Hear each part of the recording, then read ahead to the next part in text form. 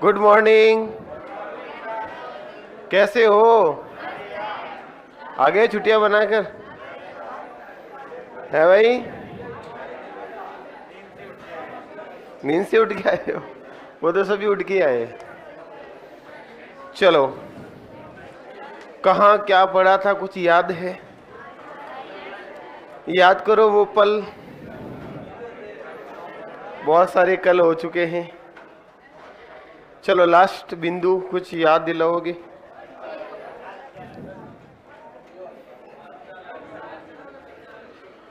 लिखो अर्धचालक।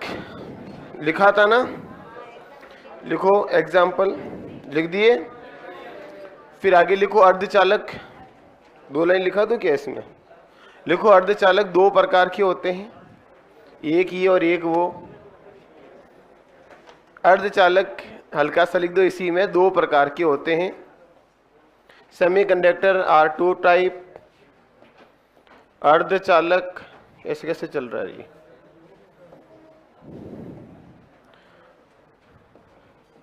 किसकी बात कर रहे हैं ये तो पता है ना? अर्धचालक सेमीकंडक्टर कितने प्रकार के बता रहे हैं अपन? 2 प्रकार के। कौन कौन से मित्रों? एक लिखो नेज अर्धचालक। नेज या इसको बोलते हैं शुद्ध अर्धचालक।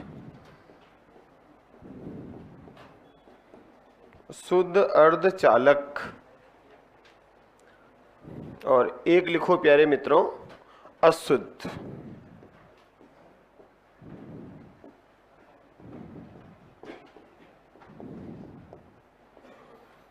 नेज के अंदर लिखो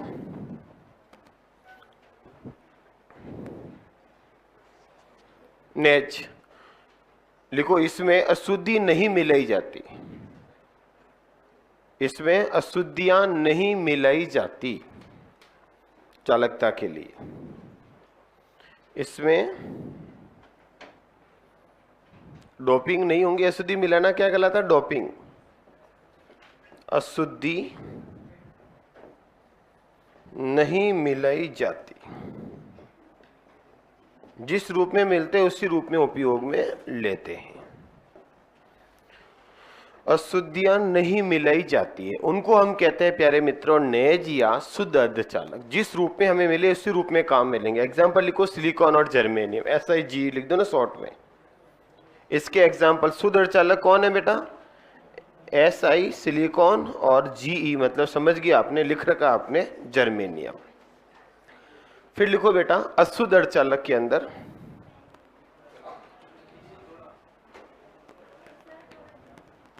तेज है स्पीड बोलने की। जो सर 2 मिनट रहेगा, टेंशन मत लो। क्या गाड़ी रिफ्रेश है ना काफी दिनों बाद। चलो इधर देखो, मैं आपको पढ़ा रहा हूं सेमीकंडक्टर। ऐसे जो कम ताप पर तो विद्युत के कुचालक होते हैं, लेकिन अधिक ताप पर विद्युत के चालक की तरह व्यवहार करते हैं। इसमें 2 प्रकार से बांटा मित्रों। एक तो प्रकृति में जो मिलते हैं सीधे ही अर्धचालक होते हैं, उनको हमने नाम दे दिया नेज या शुद्ध। और कुछ ऐसे अर्धचालक जो हम अशुद्धि मिला करके उनमें विद्युत धारा प्रवाह योग्य बनाते हैं, उनको हमने नाम दे दिया अशुद्ध। तो मित्रों लिख दो, इसमें अशुद्धि मिलाई जाती है। इसमें अशुद्धि मिलाई जाती है।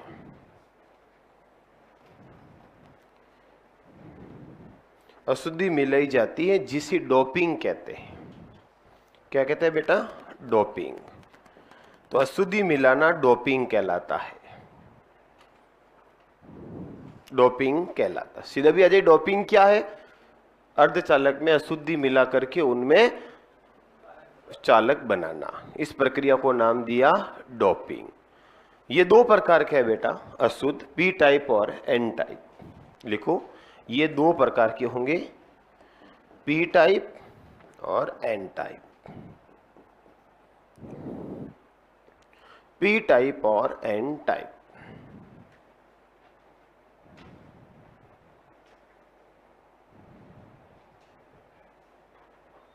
P type. P टाइप में लिख दो बेटा त्रिसंयोजी अशुद्धि मिलाई जाती है। दो प्रकार लिख दिया। पी टाइप के अंदर लिखो त्रिसंयोजी, वैलेंसी कितनी होगी 3, त्रिसंयोजी अशुद्धि मिलाई जाती है, जैसे बैंगन आलू गाजर थैला।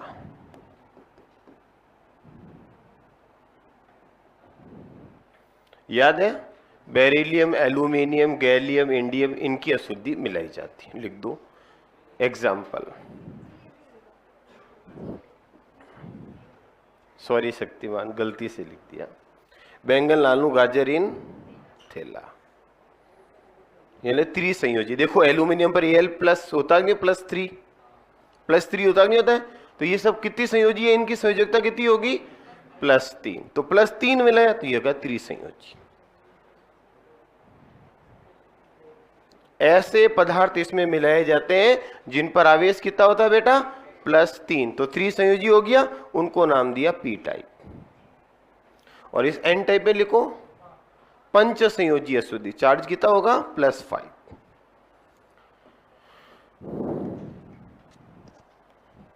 पंच संयोजी अशुद्धि मिलाते कौन होगा, कहे शिवजी सुने पार्वती। नहीं, वो तो सिलिकॉन हो गया। पाकिस्तान, ऑस्ट्रेलिया सब बिके। ये arsenic, antimony, bismuth, Pakistan, Australia सब बिके। ये ट्रिक है रे याद रखने का, पाकिस्तान, ऑस्ट्रेलिया सब बिके। Bismuth, BI bismuth, SB antimony, AS arsenic, इनकी अशुद्धि मिलाई जाती है भाई। क्या हुआ, वापस बोलूं, देखो इधर ये है बेरिलियम, एल्यूमिनियम, गैलियम, इंडियम, कोई दिक्कत नहीं। ये पदार्थ है जिन पर त्रिसंयोजी होते हैं और ये मिलाते हैं। और ये है फॉस्फोरस हटा दो, आर्सेनिक, एंटीमनी और बिस्मिथ। फॉस्फोरस का उपयोग नहीं करते हैं, नहीं करते उपयोग अशुद्धि मिलाने में। चलो इधर गया कहीं नहीं, घर पे ही है। फास्फोरस का याद करो, जिसमें अपन बेचारे जल में आग लगाते हैं, याद है फास्फोरस जलता है, सॉरी वो सोडियम है, सॉरी शक्तिमान, जिसको केरोसिन के अंदर रखा जाता है। चलो कुल मिला के अभी हमने बात की अर्धचालक के बारे में, थोड़ा बहुत समझ में आया। बताओ अर्धचालक किसको कहते हैं, ऐसे पदार्थ जिनमें सामान्य ताप या कम ताप पर विद्युत का प्रवाह नहीं होता लेकिन अधिक तापमान पर होता, तो कभी चालक कभी नहीं, कभी चालक, तो हो गए अर्धचालक। आधे चालक, आधे कुचालक। कितने प्रकार के बांटे इसको हमने, गुणों के आधार पर 2, शुद्ध और अशुद्ध। अशुद्ध किसको बोला, जिसमें अशुद्धियां मिलाई जाती हैं। कितने प्रकार के होते हैं, 2, पी टाइप और एन टाइप। हालांकि आपके सिलेबस में विद्युत धारा है, पर बेटा एलडीसी में हमने देखा है टोपी को जोड़ के पूछता है, पुराने पेपर भी देखे अपन ने। बढ़े आगे, नेक्स्ट लिखो एक पदार्थ और, अतिचालक, सुपर कंडक्टर, सुपर कंडक्टर, अतिचालक।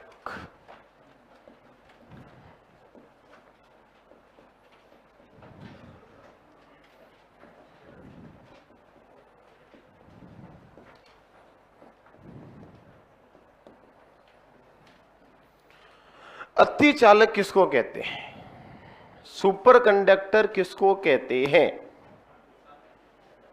है भाई? सुना क्या शब्द ये आपने कभी? जो बहुत ज्यादा चालक होते हैं, अति मतलब ज्यादा, सुपर कंडक्टर होते हैं। प्यारे मित्रों, हमेशा ध्यान रखना, ताप बढ़ाने पर प्रतिरोध सामान्यतः बढ़ता है और अपवाद अर्धचालक जिनका ताप बढ़ाने पर प्रतिरोध घटता है और विद्युत के चालक बनते हैं। तो कभी सत्य असत्य कथन आई तो याद रखना, पदार्थों का ताप बढ़ाने पर हमेशा प्रतिरोध का मान बढ़ता है, लेकिन अर्धचालक अपवाद है, ताप बढ़ाने पर प्रतिरोध घटेगा। तो सत्य असत्य कथन मैं लिखा दूंगा, नोट लगा के याद रखना। प्यारे मित्रों, कुछ पदार्थ ऐसे होते हैं जिनका तापमान कम करने पर प्रतिरोध का मान कम होता है और एक निश्चित ताप पर प्रतिरोध शून्य हो जाता है। उस ताप को कहा जाता है क्रिटिकल टेम्परेचर, क्रांतिक ताप। और इसका एग्जाम्पल 10th बुक में लिखा हुआ है, वही आपको याद रखना है। पारा मरकरी 4.2 डिग्री सेंटीग्रेड पर अतिचालक की तरह व्यवहार करता है।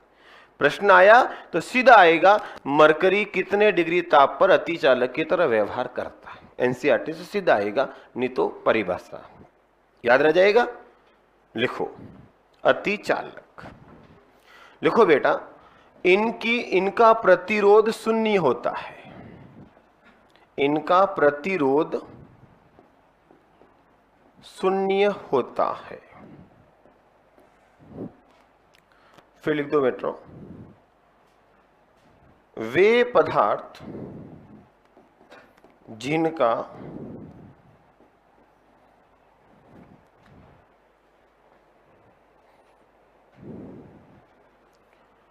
पहले तो याद रखना, जिनका प्रतिरोध शून्य हो जाए उनको हम नाम देते हैं अतिचालक। सत्य असत्य कथन है तो पहला पॉइंट ये आपको याद रखना है। फिर डेफिनेशन लिख देते हैं, वे पदार्थ जिनका तापमान कम करने पर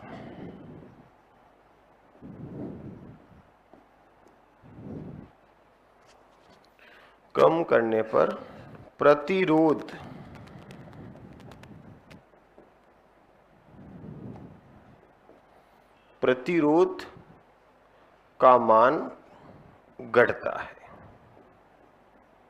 घटता या कम होता है, घटता नहीं तो कम होता, लिख दो बोले, घटता है तथा एक ताप पर शून्य हो जाता है, शून्य हो जाता है। शून्य हो जाता है जिस ताप पर, अब तो स्पीड सही है ना, जिस ताप पर प्रतिरोध का मान, जिस ताप पर प्रतिरोध का मान शून्य होता है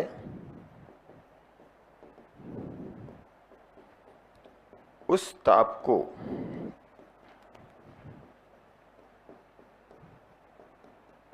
क्रांतिक ताप कहते हैं, क्रिटिकल टेम्परेचर, क्रांतिक ताप कहते हैं। फिर लिखो पारा या मरकरी, या क्या बोलते हैं बेटा, Hg, पारा Hg 4.2 degree centigrade, 4.2 degree centigrade पर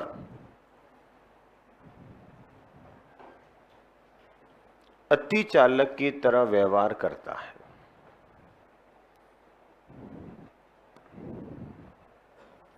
अति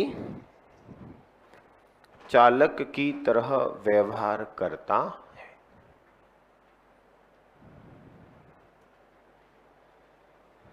डेफिनेशन है, हल्का सा शब्द है, कभी पूछ ले तो याद रखना, क्योंकि 10th की बुक के अंदर दिया हुआ है, एनसीईआरटी में दिया हुआ है। और अपना ये चैप्टर है बेटा, सीधा 10th बुक से उठा हुआ है। आपके पास टाइम हो, किताब हो, फ्री बैठे हो तो देखना, साफ लिखा हुआ विद्युत धारा, आपके सिलेबस लिखा हुआ विद्युत धारा। फिर लिखा हुआ ओम का नियम, आपके सिलेबस लिखा हुआ ओम का नियम। फिर लिखा हुआ है विद्युत धारा का चुंबकीय प्रभाव, आपके लिखा हुआ और स्टेट, वही चुंबकीय प्रभाव। फिर लिखा हुआ घरेलू उपकरण, आपके लिखा हुआ घरेलू उपकरण, फिर लिखा हुआ जनित्र और मोटर, आपके लिखा हुआ जनित्र और मोटर। यानी कि एज इट इज चैप्टर को कंट्रोल सी कंट्रोल वी किया है। तो एक भी शब्द एनसीईआरटी का नोट्स में छूटना नहीं चाहिए।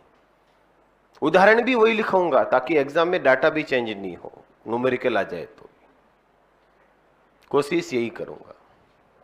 नेक्स्ट, अतिचालक समझ में आ गया। तो कुल मिला के धारा प्रवाह के आधार पर पदार्थों का वर्गीकरण किया था। सबसे पहले हमने किया था चालक, कंडक्टर, दूसरा किया था इंसुलेटर, तीसरा किया था सेमीकंडक्टर, चौथा किया था हमने अतिचालक। हो गया सुपर कंडक्टर। तो जो भी पदार्थ बनते हैं सभी मैंने एक साथ आपको लिखा दिए। याद भी है थोड़ा बहुत? बढ़ूं आगे, लिखो नोट। नोट,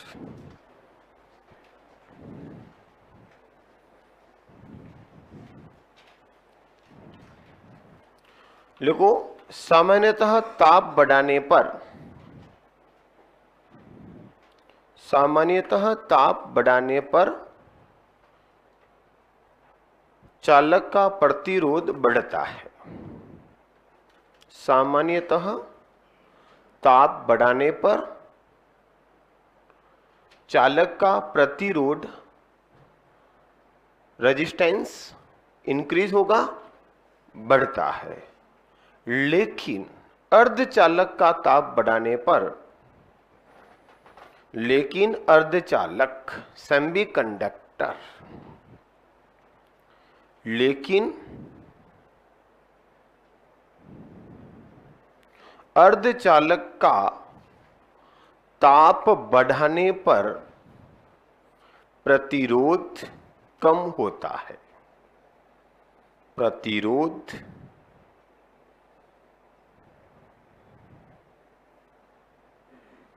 याद रखना मित्रों, सत्य सत्य कथन आए तो स्पेशल याद रखना।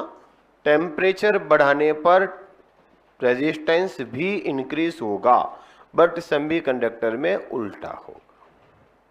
तो अर्धचालक दे दे तो प्रतिरोध कम करना, और चालक दे दे तो प्रतिरोध बढ़ाना। इसीलिए तार याद करो, जहां पर भी हमें गर्मी उत्पन्न करते हैं वह मोटा तार काम में लेते हैं, ताकि प्रतिरोध ज्यादा होगा तो जल्दी गर्म होगा, क्योंकि धारा प्रवाह बाधा आएगी, और बाधा आएगी तो इलेक्ट्रॉन आपस में टकराते हैं, गति करते हैं, जिससे उष्मा का क्षय होता। इसी तो अपन जूल का नियम कहते हैं, जिस पर हीटर काम करता है, विद्युत केतली काम करती है, उष्मा उत्पन्न होती है, रोड गीजर काम करते हैं आपके। नेक्स्ट, अतिचालक हो गया। अच्छा, प्रतिरोध सबसे कम किसका होता, आपसे पूछ ले तो नोट आपने लिख ही रखा वैसे भी, तो लिखो बेटा नोट के अंदर प्रतिरोध का क्रम लिख दो, 2-3 मेन फेमस का। सबसे कम होता है चांदी का, फिर होता है बेटा तांबा का, फिर होता है सोना का, फिर होता है एल्यूमिनियम का, और सबसे ज्यादा फिर हो जाएगा लोहा का। यानी कि 4 अपन काम में लेते हैं और लोहा कभी काम में लेते नहीं, इसलिए मैंने लिखा नहीं। हाँ, प्रतिरोध रेजिस्टेंस, हाँ तो प्रतिरोध सबसे कम हो गया ना। अच्छा उल्टा बना दिया क्या तीर, सॉरी शक्तिमान। चांदी का सबसे कम, फिर हो जाएगा तांबा, एक मिनट, फिर हो जाएगा सोना, और फिर हो जाएगा एल्यूमिनियम। ये लो, देखो इधर, ये प्रतिरोध का मान है तुलना करने पर। तो प्रतिरोध का मान सबसे कम किसका आया, चांदी का, और ज्यादा किसका है, एल्यूमिनियम का। जो हम उपयोग में लेते हैं उनको ही लिखा मैंने। देखो चांदी काम में लेते हैं, तांबा लेते हैं, एल्यूमिनियम लेते हैं, सोना नहीं लेते। बट क्रम कभी पूछ लेते हैं तो सोना का एल्यूमिनियम से कम होता है और तांबा से ज्यादा होता है प्रतिरोध का मान। तो प्रश्न ऐसा पूछ ले, निम्न में से 4 कोई भी 2-3 धातु दे दे और प्रतिरोध का क्रम सही क्या है, बढ़ता घटता, तो आपको याद रखना, क्योंकि ये चारों ही दी हुई है एनसीईआरटी में। अब मैंने 4 ही क्यों लिखी है, तो हजारों धातु है, कारण सीधा सीधा समझ में आ गया। डाटा वही लिखेंगे ताकि फालतू पेज नहीं भरे और काम खींची जाए। हाँ हाँ, धारा अदिश है बेटा। उस दिन मैंने उसके बाद में गलत दे दिया, वापस सही कर लेना। हालांकि मैंने लिखाया नहीं था उस दिन, धारा लिखा क्या आपने, धारा के पास लिखो बेटा ये अदिश है, क्योंकि ये किरचॉफ के सदिश नियमों का पालन नहीं करती है। धारा जहां आपने हेडिंग लगाया ना, वहां लिख दो धारा अदिश राशि है। कैसी राशि है बेटा धारा, नहीं लिखा आपने कहीं भी, लिख दो। मैंने नहीं लिखाया उस दिन, केवल पूछा था, बात की थी, लिखाया नहीं मैंने। तो आप मन से लिख दो धारा अदिश राशि है, सत्य असत्य कथन पूछे तो धारा अदिश राशि है, क्योंकि धारा सदिश नियमों का पालन नहीं करती। सदिश नियमों का पालन, त्रिभुज नियम का पालन नहीं करेगी।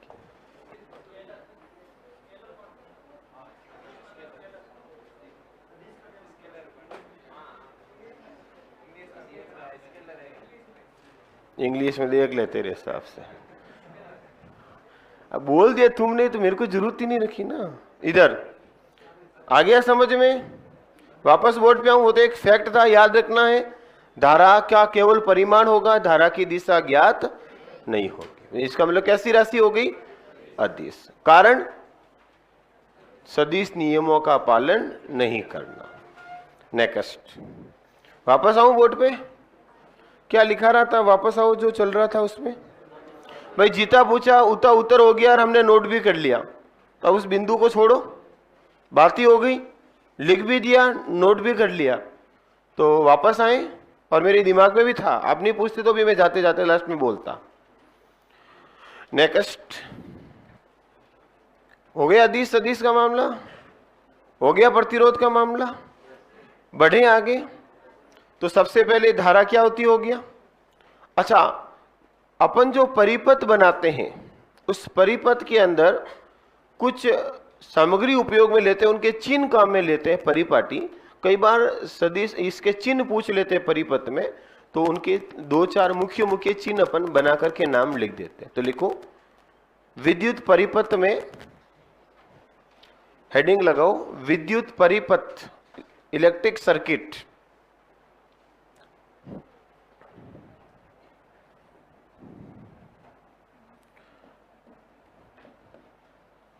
विद्युत परिपथ में उपकरण के संकेतक, संकेत, इंडिकेटर, संकेतक। देखो इधर, जैसे प्यारे मित्रों इधर देखना, जैसे आपके सामने इस तरह का संकेत आता है, तो बेटा ये संकेत किसका है, प्रतिरोध का। किसका है मित्रों, प्रतिरोध। जैसे आपके संकेत इस तरह से लिखा हुआ है, तो ये है बेटा कुंजी, या जिसको आप क्या बोलते हो, स्विच। ये कुंजी या स्विच का प्रतीक है। जैसे आपने कभी देखा होगा इस तरह का आए, तो ये संकेत है बेटा विद्युत बल्ब का। किसका संकेत है, विद्युत बल्ब। जैसे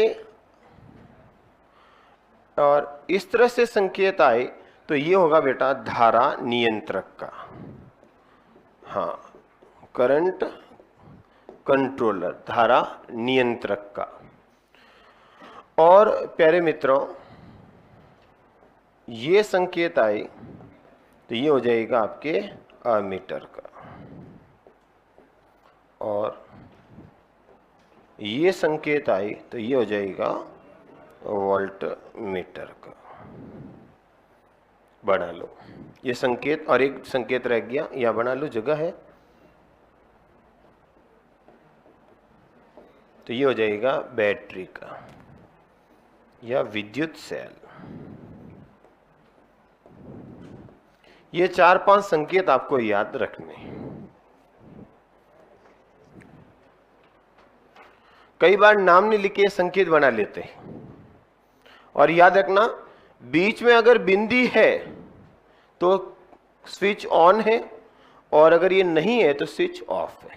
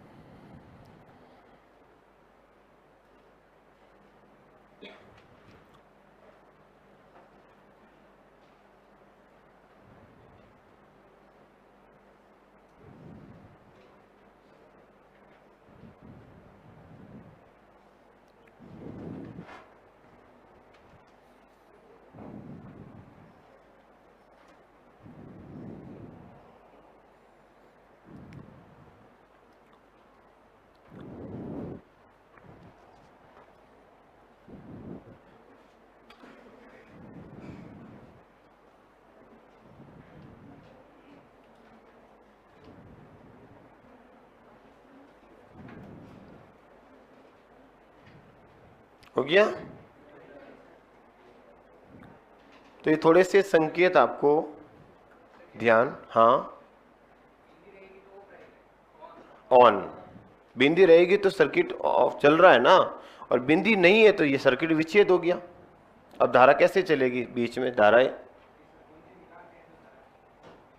कुंजी डालेंगे तब धारा चलेगी ना भाई, नहीं तो धारा, सर्किट विच्छेद हो गया ना, तार जुड़े कहाँ है, तार तो अलग हो गया ना।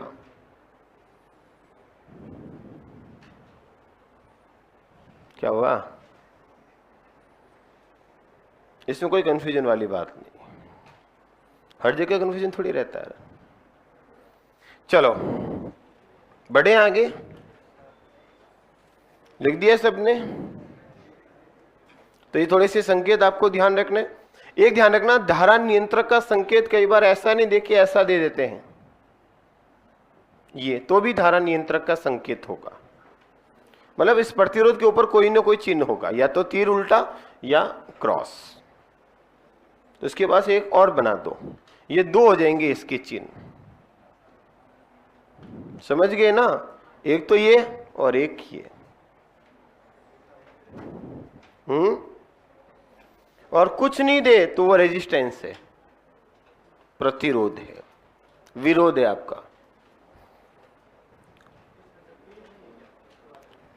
कहां?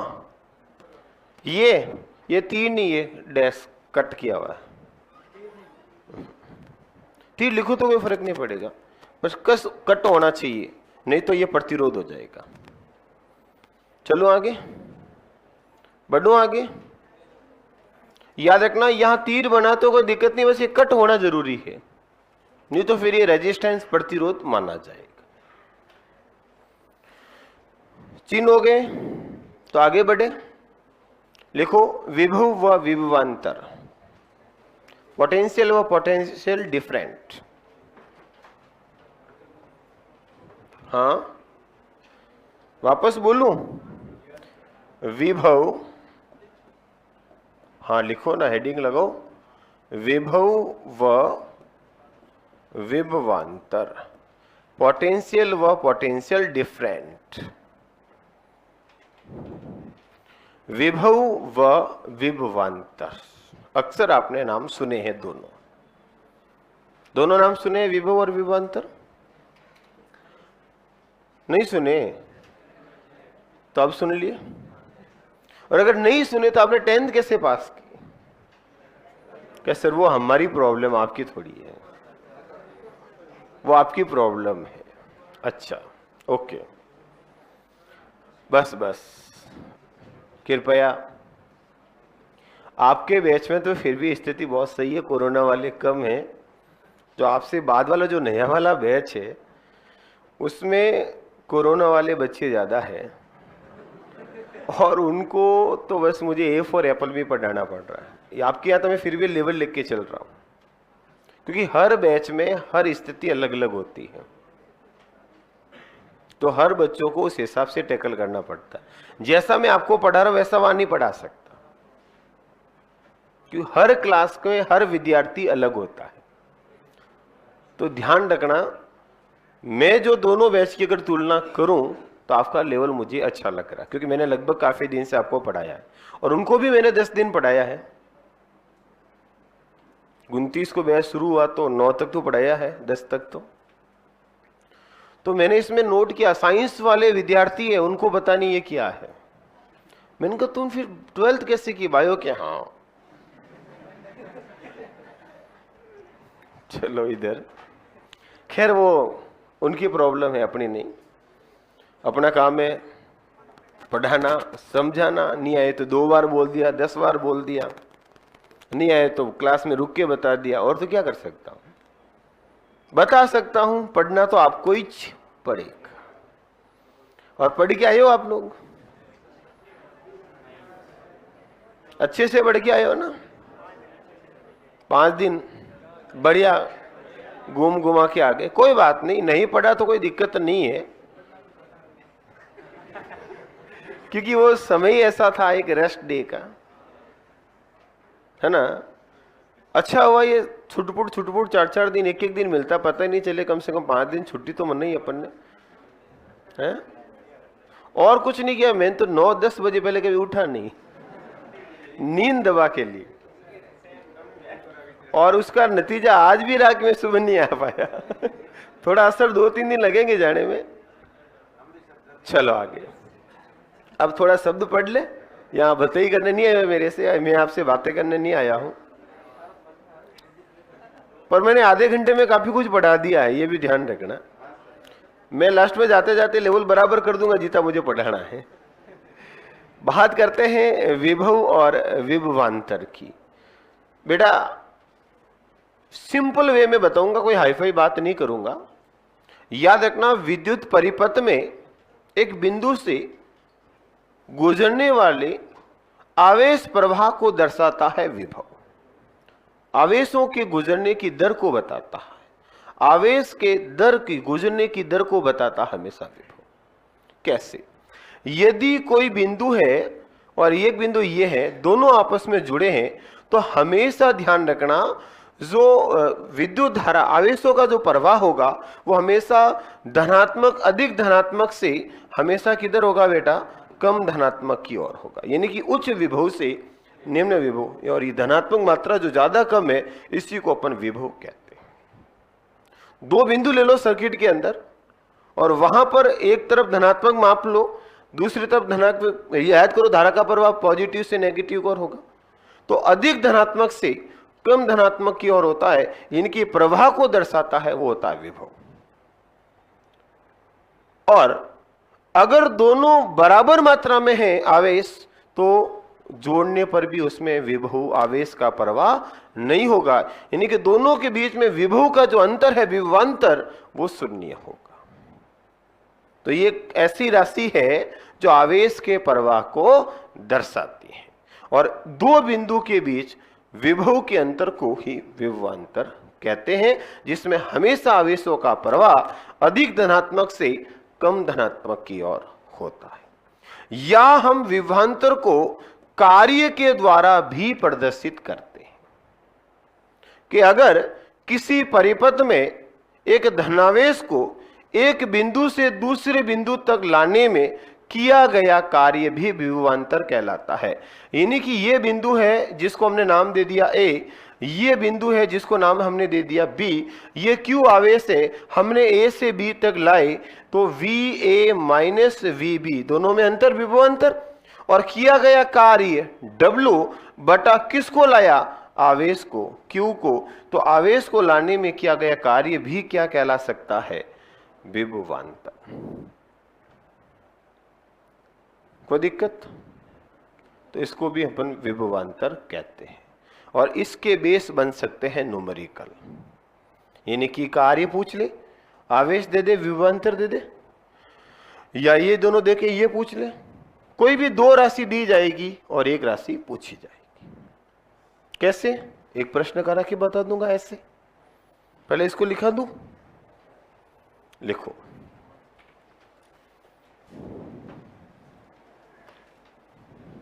लिखो विभव, विभव विद्युत परिपथ में विभव विद्युत परिपथ में एक बिंदु से आवेश प्रवाह की दर को बताता है। एक बिंदु से आवेश प्रवाह की दर को बताता है। दर को बताता है। आवेश का प्रवाह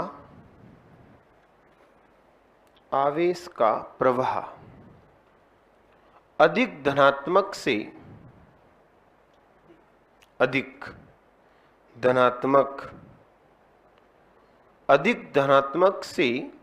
कम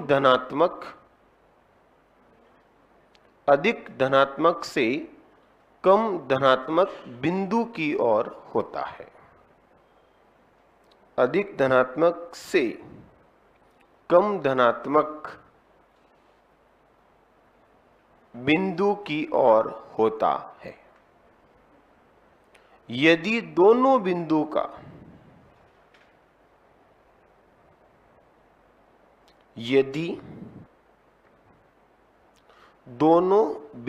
का आवेश समान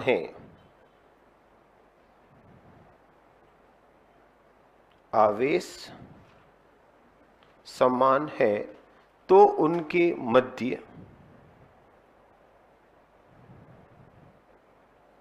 उनके मध्य आवेश प्रवाह नहीं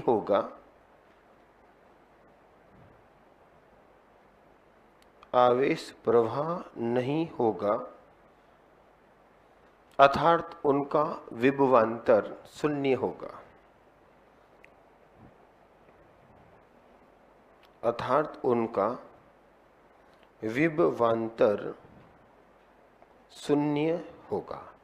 देखो बेटा, मैंने एक सिंपल भाषा में बताने का प्रयास किया कि कोई भी दो बिंदु हो, उस बिंदु पर धनात्मक ज्यादा आवेश और कम हो तो अधिक धनात्मक से कम धनात्मक की ओर आवेशों का प्रवाह होता है।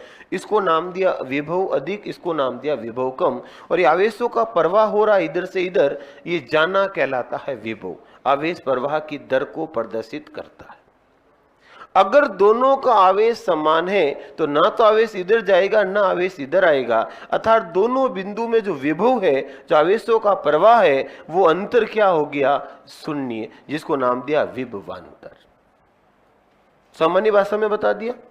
अब अनंत से लाने पर, फलाने ले जाने पर, उससे अच्छा सिंपल चीज हो गई। आया समझ में थोड़ी बहुत? कि कोई भी तार के अंदर दो बिंदु ले लो, दोनों बिंदुओं पर अधिक से कम की ओर जो आवेशों का प्रवाह होता है, अधिक से कम की ओर आवेश का प्रवाह हुआ, इस प्रवाह को नाम दिया विभव, जो अधिक से कम की ओर होगा। और दोनों बराबर है तो विभवांतर 0, और दोनों के बीच जो आवेश का अंतर होगा वो विभवांतर होगा। या किसी भी आवेश को एक बिंदु से दूसरे बिंदु तक लाने में जो किया गया कार्य होता है, यानी कि आवेश यहां से यहां आया तो इन्होंने कोई ना कोई काम किया, तो यहां आने का कार्य को भी हमने क्या नाम दिया? विभवांतर। तो एक अलग से नई पैराग्राफ बना के लिखो, विभवांतर को कार्य द्वारा भी प्रदर्शित किया जाता है। विभवांतर को कार्य द्वारा भी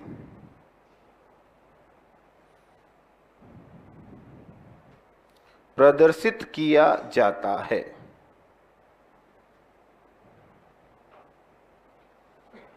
फिर डैश करके परिभाषा लिखो। किसी परिपथ में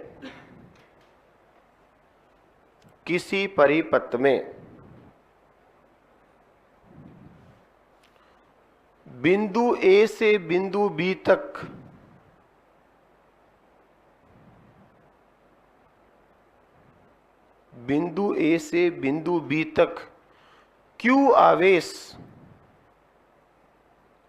क्यू आवेश को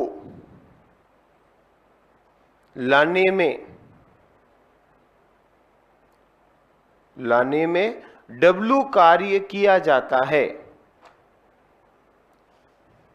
W कार्य किया जाता है, तो उनके मध्य विभवांतर, तो उनके मध्य विभवांतर, डैश करके लिखो, विभवांतर बराबर कार्य बटा आवेश।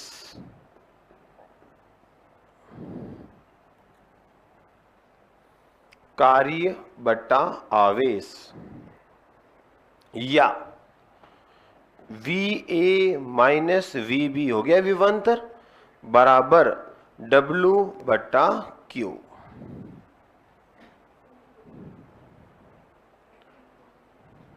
या करके लिखो, ये तो हो गया शब्दों में, ये हो गया गणितीय रूप,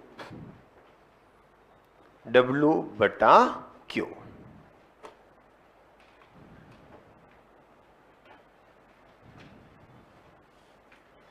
लिखो एक प्रश्न,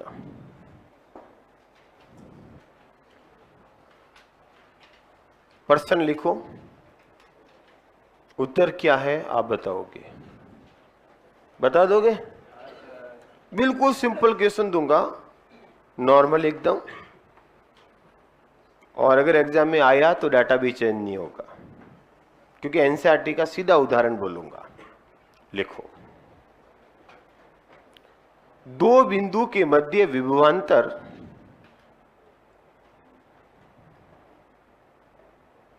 दो बिंदु के मध्य विभवांतर 10 वोल्ट है, 10 वोल्ट है। दो बिंदु के मध्य विभवांतर 10 वोल्ट है यदि उनके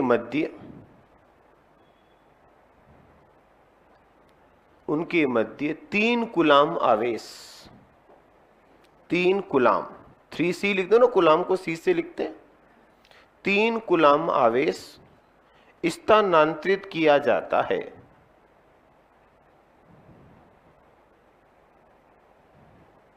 तो कितना कार्य करना पड़ेगा, तो कितना काम करना पड़ेगा। एकदम सिंपल प्रश्न दिया, ऐसे आपके एलडीसी में आ सकते हैं, कोई डाउट नहीं, सिंपल प्रश्न, फॉर्मूला बेस। ये नहीं कि एग्जामिनर ये चाहेगा कि आपको विभवांतर पता है कि नहीं है, फॉर्मूला पता है कि नहीं है, सीधा चाहेगा। तो देखो, विभवांतर VA माइनस VB कितना दिया 10, कार्य कितना दिया ज्ञात करना, और आवेश कितना दिया 3, इधर जाएगा तो क्या होगा 23 जूल।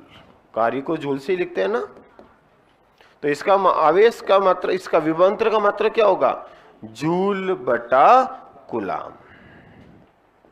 ऊपर जूल नीचे कूलाम, तो मात्रक पूछे तो जूल बटा कूलाम, या जूल प्रति कूलाम भी कह दो, प्रति कूलाम भी तो कह सकते हैं, बटा का मतलब प्रति होता, जूल प्रति कूलाम।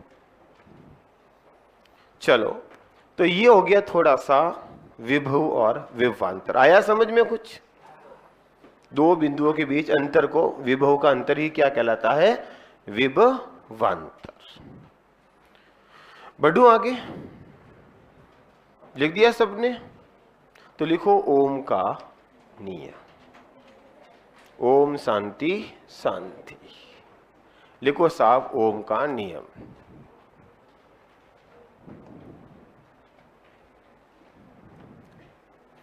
ओम का नियम साफ साफ सिलेबस में है। ओम का नियम किसको कहते हैं? क्या होता है ओम का नियम? है साहब? ओम का पूरा नाम बता सकता है कोई? बहुत फेमस नाम है ओम, और एलडीसी में अजीब प्रश्न आता, ओम कहां के वैज्ञानिक थे? जैसे आपने एम्पियर बोला, एम्पियर किसके नाम पर दिया? आंद्रे एम्पियर नाम था उसका, लिख दो कहीं ऊपर नीचे कॉपी में। फ्रांस के वैज्ञानिक आंद्रे एम्पियर के आधार पर एम्पियर धारा का मात्रक नाम दिया गया। ये कहां का है? फ्रांस का। जो धारा का मात्रक है ना बेटा, वो फ्रांस के वैज्ञानिक के आंद्रे एम्पियर के नाम पर सम्मान में दिया गया।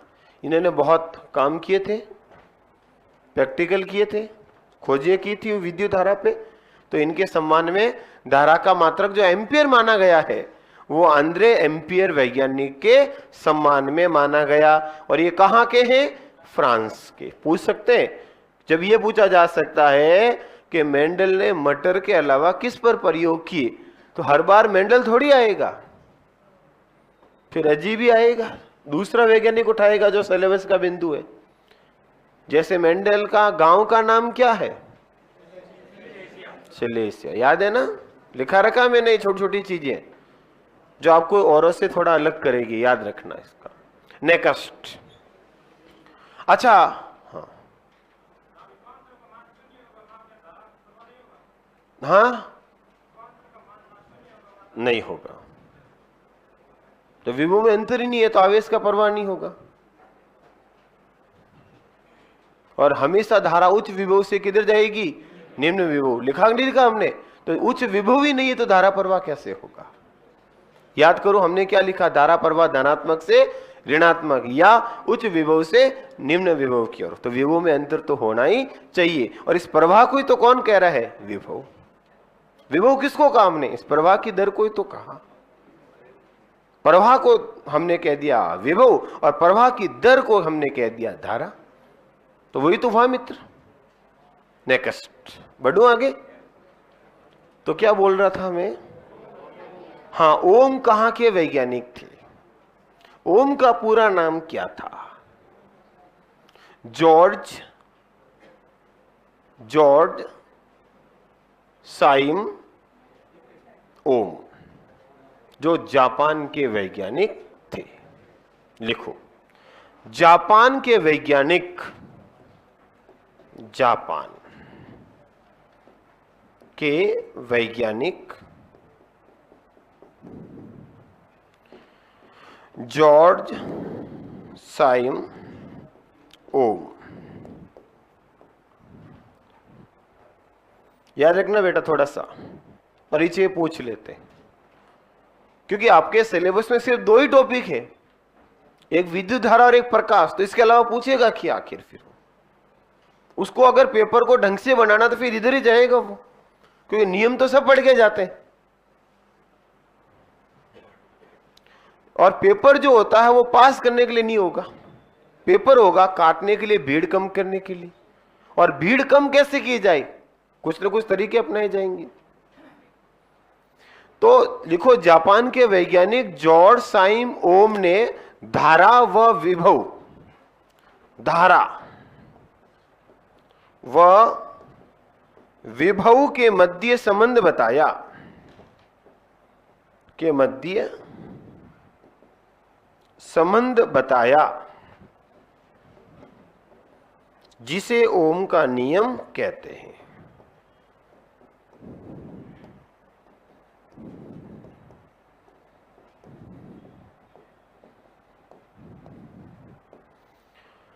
जिसे ओम का नियम कहते हैं। तो सबसे पहले मैंने कुछ नहीं बोला, इतना सा बोला कि ओम का नियम दिया किसने? तो जॉर्ज साइम ओम ने। तो उसके समान में ओम बोल दिया, ओम का नियम वैज्ञानिक के आधार पर। कहां के थे? जापान के। और किच के बीच संबंध बताया, किच किच के बीच? धारा और विभव। याद रह जाएगा, किच किच के बीच? धारा और विभव के बीच संबंध। क्या संबंध बताया? ये तो हम नियम में पढ़ेंगे, हम तो फिलहाल बात करें नियम किसके मध्य है, ये तो याद रह जाएगा, धारा और विभव के। ओम ने कहा कि अगर किसी तार की भौतिक अवस्था में बिना परिवर्तन किए उसकी फिजिकल जो स्थिति है, भौतिक अवस्था यानी कि लंबाई, मोटाई, ताप, दाब, ये परिवर्तित नहीं होने चाहिए। भौतिक गुण परिवर्तित नहीं होनी चाहिए। भौतिक गुणों में बिना परिवर्तन किए धारा प्रवाहित की जाती है तो उसके सिरों पर उत्पन्न विभव जो होता है बेटा, वो प्रभावित धारा के क्या होगा? समानुपाती होगा। लेकिन शर्त क्या है, क्या नहीं बदलनी चाहिए? भौतिक गुण। क्या नहीं बदलने चाहिए? तो भौतिक गुण नहीं बदलेंगे और धारा प्रयोग करेंगे तो धारा का मान बढ़ाएंगे तो विभव का मान बढ़ जाएगा, धारा का मान घटाएंगे तो विभव का मान घट जाएगा, यानी कि V प्रोपोर्शनल होगा I के। ये नियम दिया था, इसी को कहते हैं ओम का नियम। आ जाएगा समझ में? सीधा सीधा याद ही रखना, ये तो ओम ने हमें प्रैक्टिकली प्रूव करके सीधा दिया। तो लिखो ओम का नियम, लिखो इस नियम के अनुसार, ये तो परिचय लिखा था ऊपर, तो नीचे नियम लिखो। इस नियम के अनुसार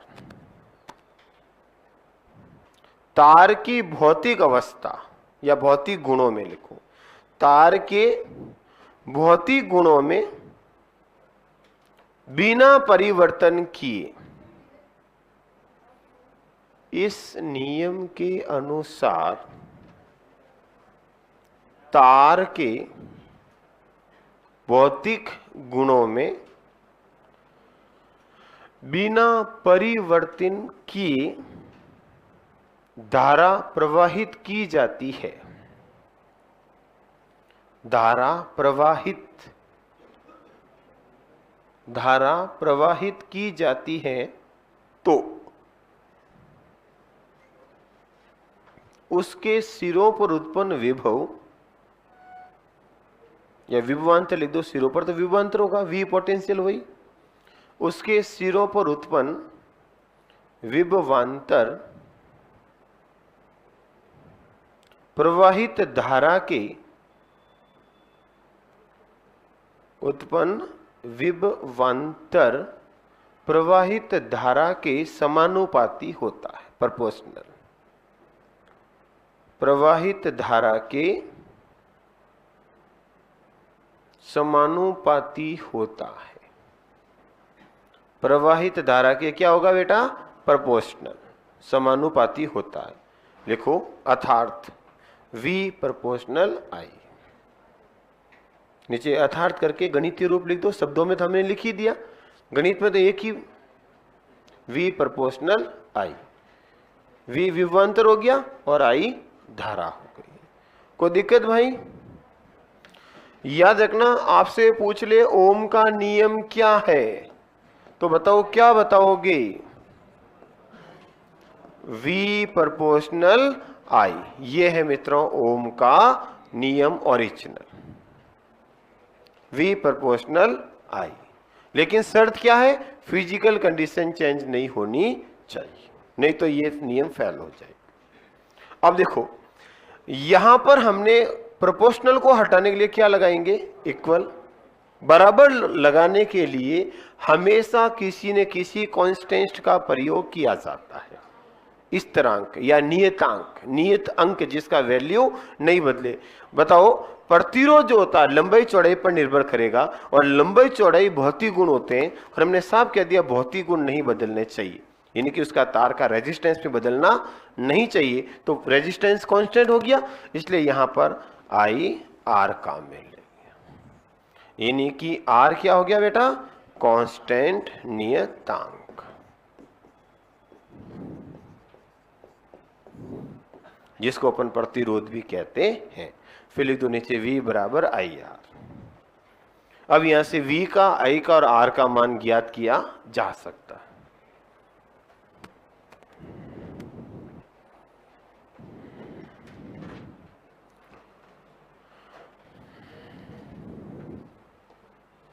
बोलो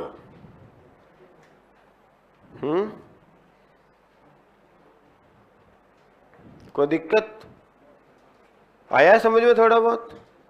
V प्रोपोर्शनल I, V बराबर I R, तो I बराबर क्या हो जाएगा? V बटा R। R बराबर क्या हो जाएगा? V बटा I। तो इन V, I और R तीनों का मान ज्ञात किया जा सकता है, अगर कोई दो वैल्यू दे और एक पूछे तो। शर्त यही रहेगी।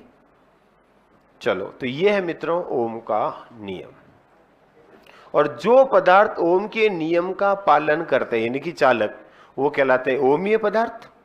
और जैसे अर्धचालक ओम के नियम का पालन नहीं करते हैं तो वो कहलाते हैं अनओमीय। लिख दो नीचे एक लाइन, नीचे लिखो, सीधा लिख दो ओमीय पदार्थ, ओमीय मैटर, ओमीय पदार्थ जो ओम के नियम का पालन करते।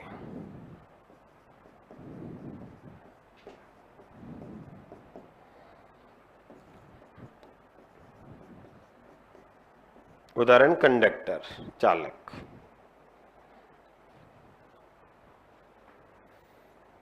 तो चालक सभी ओम के नियम का पालन करेंगे, धातुएं वगैरह। दूसरा लिखो बेटा अनओमीय।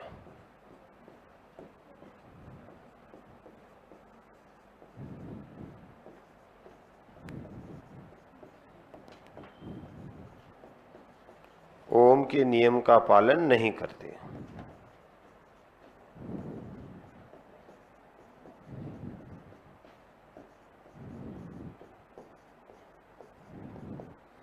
एग्जाम्पल अर्धचालक।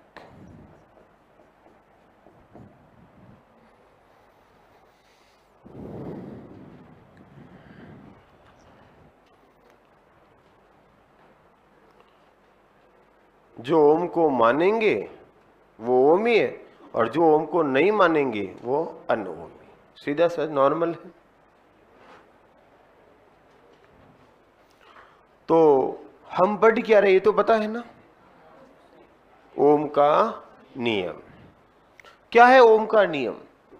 V प्रोपोर्शनल I, V बराबर I R, याद आ जाएगा, V बराबर I R, पक्का? तो यहां से ये फॉर्मूला आपके बहुत काम आएगा आगे। अब बात करते हैं थोड़ी सी प्रतिरोध की। ये तो हो गया ओम का नियम। अब प्रतिरोध और प्रतिरोधों का संयोजन ये देख लेते हैं। तो हेडिंग लगाओ प्रतिरोध, रेजिस्टेंस, प्रतिरोध। देखो टुकड़ों टुकड़ों में मैंने टॉपिक काफी पढ़ा दिया है। अब इसके अंदर आपके सिलेबस को देखें तो सिर्फ दो ही चीज बचेगी और वो बचेगा सिर्फ आपके और स्टेट के नियम, विद्युत चुंबकीय प्रेरण वगैरह, EMI बचेगा, इलेक्ट्रोमैग्नेटिक इफेक्ट। बाकी लगभग मैं आज इस टॉपिक को कर दूंगा। भाई धारा क्या होती हो गया, धारा के प्रकार हो गए, फिर धारा के अंदर ओम का नियम हो गया, धारा के आधार पर पदार्थ हो गए, चालक, कुचालक, अर्धचालक, अतिचालक, फिर विभव और विभवांतर हो गया और आवेश हो गया। आवेश भी तो पढ़ा दिया लास्ट क्लास के अंदर। तो टुकड़ा में पढ़ाया मैंने इस टॉपिक को बांट करके, और आपको एक साथ वापस पढ़ना है ताकि खिचड़ी नहीं बने। रिवीजन तो वापस पूरा शुरू से लास्ट तक एक साथ करना। चलो बात करते हैं। ओम का नियम तो याद हो गया ना, V बराबर I R, V proportional I। ठीक है भाई, लिखो नेक्स्ट प्रतिरोध, रेजिस्टेंस। प्रतिरोध मतलब विरोध किसका है भाई? धारा का। प्यारे मित्रों, तार है तो आर है, नहीं तो वो बेकार है। ऐसा कोई तार नहीं जिसका कोई आर नहीं। तो तार है तो आर है, वरना वो बेकार है। ये लाइन ये इंडिकेट करती है कि अगर कोई भी पदार्थ चालक होगा तो उसका प्रतिरोध होगा ही होगा। हम ये कह सकते हैं कि सबसे बढ़िया कंडक्टर चांदी है, तो हमने ये कब कहा कि चांदी का प्रतिरोध शून्य है? हमने तो ये कहा कि चांदी का प्रतिरोध सबसे कम होता है, पर यह कब का नहीं होता है। हां, कुछ पदार्थ का प्रतिरोध नहीं होगा, लेकिन वो हमेशा नहीं थोड़ी होता। वो तो एक निश्चित ताप पर होता है जिसको हमने क्रांतिक ताप नाम दिया, और वो तो उस ताप पर आए तब की बात है। इसलिए मैंने कहा कि प्रकृति में ऐसा कोई अगर तार बनाया तो चालक होगा। भाई तार किसका बना होगी? लकड़ी का है?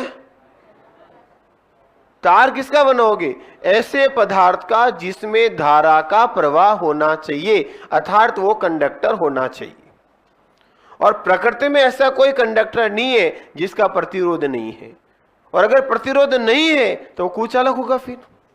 इसलिए मैंने कहा तार है तो आर है, वरना बेकार है। ऐसा कोई तार नहीं जिसका कोई आर नहीं। इसलिए याद रखना, तार है तो आर है। ऐसा प्रकृति में कभी नहीं हो सकता कि कोई विरोध नहीं हो। विरोध तो होगा ही होगा, कम हो बोले। भाई क्लास के अंदर एक तो 50 लोग करे, एक 10 लोग करे, एक 5 लोग करे, पर ऐसा नहीं हो सकता कि करे ही नहीं। दावे के साथ कह सकते हैं, क्योंकि तार है तो आर है। काम करेंगे तो उसमें गलतियां भी निकालेंगे, उसमें कमियां भी निकालेंगे, तो कोई ना कोई विरोध तो होगा ही होगा। ये लिखा के लिए जो स्टाम्प। इसलिए हमने कहा कि अगर आप कंडक्टर बनोगे, काम करोगे, धारा को फ्लो करोगे, तो विरोध तो होगा ही होगा। इसलिए मैंने कहा तार है तो आर है, वरना वो बेकार है। घर जाके सो जाओ, कोई कुछ नहीं कहेगा, आप बहुत अच्छे हो। काम करोगे, पढ़ोगे तो गलत भी होगा, विरोध भी होगा, सही भी होगा। आ गया समझ में? तो तार है तो, वरना वो बेकार है। तो लिखो साहब आर। कार नहीं, आर है तो कार है। वारे वाह। कार भी होगी, लेकिन उसके लिए थोड़ा सा आपको पहले आर का सामना करना पड़ेगा, फिर कार आएगी। तो लिखो प्यारे मित्र, देखो किसी चालक में धारा प्रवाह के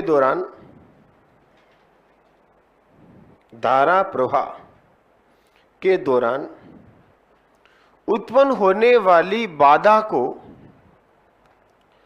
धारा प्रवाह के दौरान उत्पन्न होने वाली बाधा को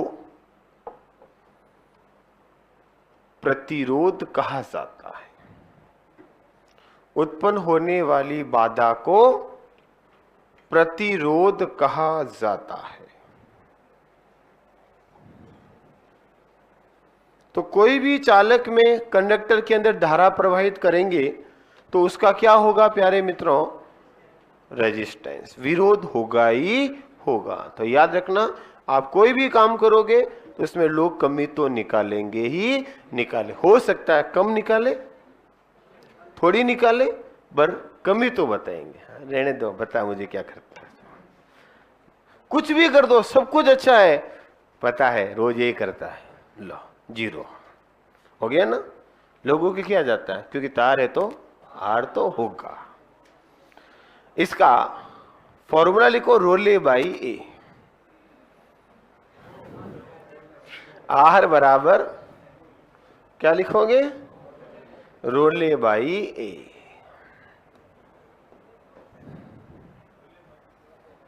रो एल बाई ए। रो क्या है? विशिष्ट प्रतिरोध, नियतांक, जैसे आर लिया था वैसे।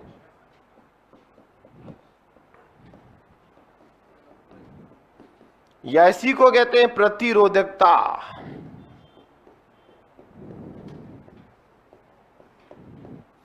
एल क्या है? तार की लंबाई। ए क्या है? क्रॉस सेक्शन एरिया, अनुप्रस्थ काट। अनुप्रस्थ काट का क्षेत्रफल, या सामान्य भाषा में क्या बोलते हो? मोटाई। अरे भाई ये तार है तो ये वाला भाग, मोटाई वाला भाग, क्रॉस सेक्शन एरिया। तो बताओ लंबाई बढ़ाने पर प्रतिरोध चलो ये लिखो पहले, फिर बात करेंगे।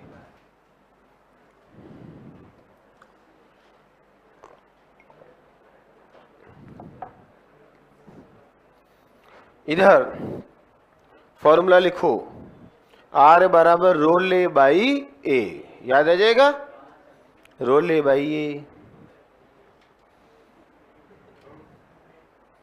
याद रह जाएगा,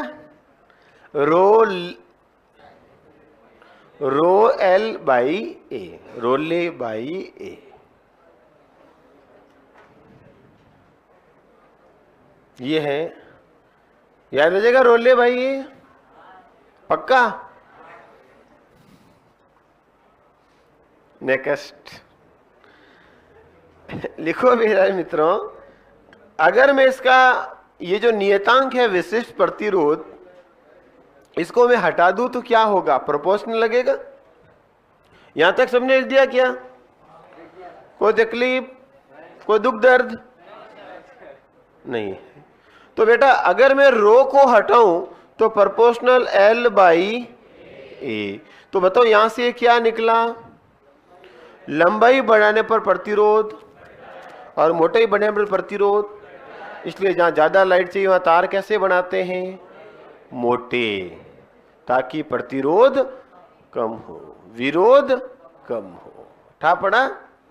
तो ये लिखो, फिर नीचे लिखो अर्थात, ये अलग से लिख करके, अलग से लिखना, रो हटा के, रोना धोना बंद।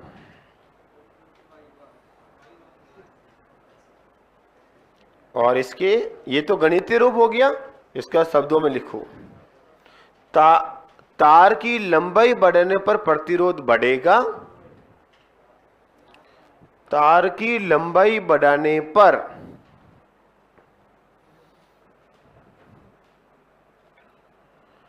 प्रतिरोध बढ़ेगा तथा मोटाई बढ़ाने पर प्रतिरोध घटेगा।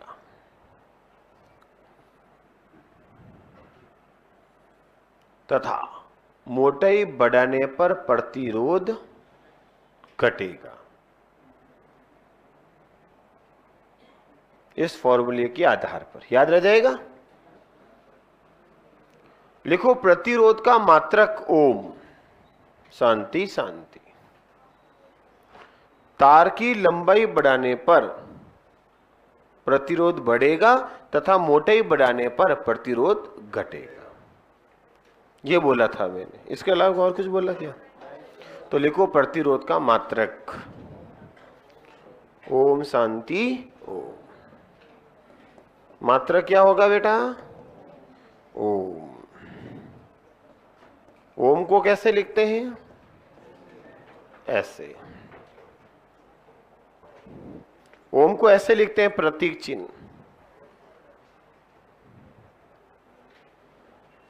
ये इसका मात्रक है। हाँ, अच्छा मुझे बताओ, एक शब्द आपके सामने मैंने लिखा था प्रतिरोधकता, लिखा था मित्रों, या इसी को हमने क्या बोला था? विशिष्ट प्रतिरोध। बताओ इसका मान क्या होगा? देखो प्यारे मित्रों, R बराबर क्या था?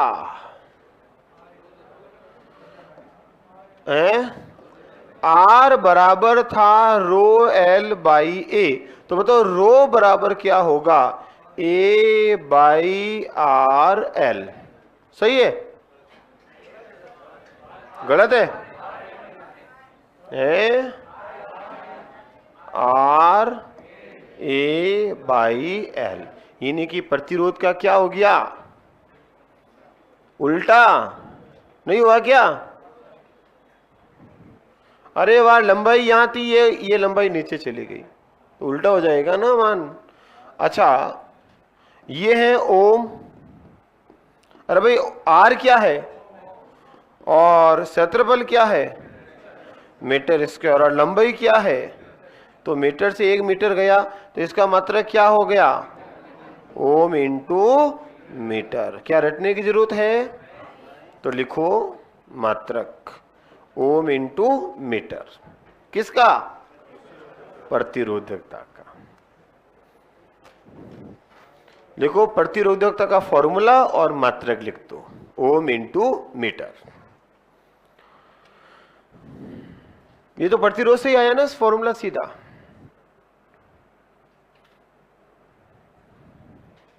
कभी अजय विशिष्ट प्रतिरोध का फॉर्मूला क्या है आते हुए फिर खोटा कर दो, पढ़ा नहीं तो एक लाइन का है, जबकि पढ़ लिया, ओम में पढ़ ही लिया ना, पर उल्टा नहीं करते।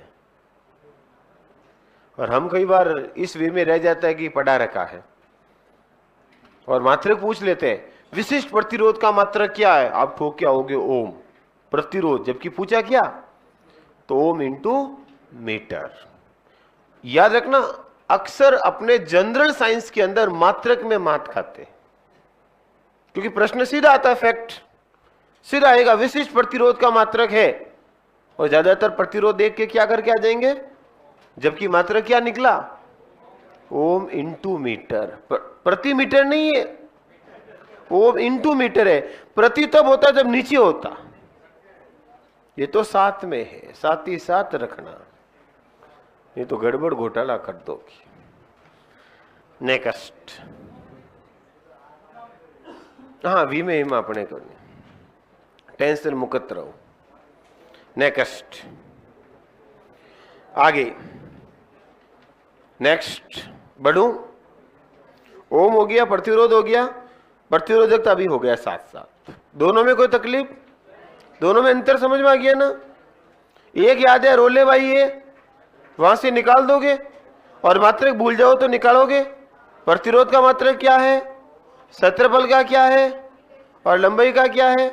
तो कभी किसी का फॉर्मूला, किसी का मात्रक भूल जाओ तो फॉर्मूला याद रखना, और फॉर्मूले में जो मात्रा है वो मात्रक लिख दो, कटाकटी करके अट्टा बट्टा कट्टा निकल जाएगा। ये निकला ना, देखो, तो कभी भी मात्रक ज्यादा रटने की जरूरत भी नहीं होती। नेक्स्ट हो गया, बढ़ो आगे। क्या पढ़ रहे हो आप, प्रतिरोध। लिखो नोट, नोट, ये तो आपकी श्रद्धा है, देख लेना जितना आप चाहो। हाँ है, लिखो। क्या बोल रहा था, मुझे बुला दिया आपने। नोट, प्यारे मित्रों, नोट में क्या लिखूंगा पहले समझो। यदि कोई तार है, उसका प्रतिरोध क्या है बेटा, आर, क्या है, और उसकी लंबाई को अगर हम n गुना बढ़ा दें, कितना गुना, तो नया प्रतिरोध क्या होगा। देखो, अगर आप सीधा याद रखो तो आर डैश हो जाएगा n स्क्वायर आर। आप कहोगे सर कैसे आया, तो बेटा बताओ प्रतिरोध क्या होता है, L बाई ए। भाई रो तो मैं लिखूंगा तो भी वो तो फिक्स वैल्यू है। अब लंबाई को हमने क्या किया, तो n ही किया ना, और ये लो रो में लिख ही देता हूं, तो n लंबाई कर दी, और लंबाई को n गुना किया, तो जब तार को खींचा तभी तो लंबाई बढ़ेगी, तो क्षेत्रफल भी तो कम होगा, क्रॉस सेक्शन एरिया मोटाई कम होगी, और वो कितनी कम होगी, a बाई एन। तो फॉर्मूला क्या है हमारे पास, n बाई एल बटा a बाई एन। तो n ऊपर जाएगा कि नहीं जाएगा, तो ये हो जाएगा n स्क्वायर एल बाई ए, और ये तो पहले ही था, नया क्या आया, तो पहले का कितना गुना हो गया, n स्क्वायर। ये सीधा याद रख लोगे तो सीधा फॉर्मूला हो जाएगा, सीधा उत्तर हो जाएगा। जैसे एक तार का प्रतिरोध 10 ओम है, उसको खींचकर उसकी लंबाई 3 गुना बढ़ा दी जाए तो नया प्रतिरोध क्या होगा, 90 ओम।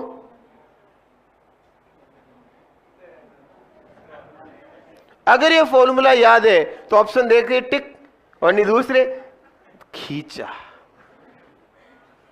10 ओम है, खींच कर 3 गुना किया, 3 गुना 10 नहीं तो सीधा किया n स्क्वायर आर। n कितना है, 3 का स्क्वायर इंटू आर कितना 10, इसका 9 इंटू 10 कितना हुआ रे, सीधा था पड़ा कुछ? ईमानदारी से किसको समझ में नहीं आया? बिल्कुल डब्बा गोल नहीं आया तो एक प्रश्न लिखो, एक प्रश्न लिखो, नहीं नोट लिखो पहले। अच्छा इतने में कर दिया मैंने, ठा ही नहीं पड़ा इनको, दिखा ही नहीं, कोई बात नहीं। एक काम करो, नोट लिखो, फॉर्मूला लिखो, प्रश्न लिखो, उत्तर निकालो, फिर भी नहीं आए तो मैं वापस बताऊंगा। पहले जीरो से शुरू करते हैं। लिखो, किसी तार की लंबाई को, नोट के अंदर लिखो, किसी तार की लंबाई को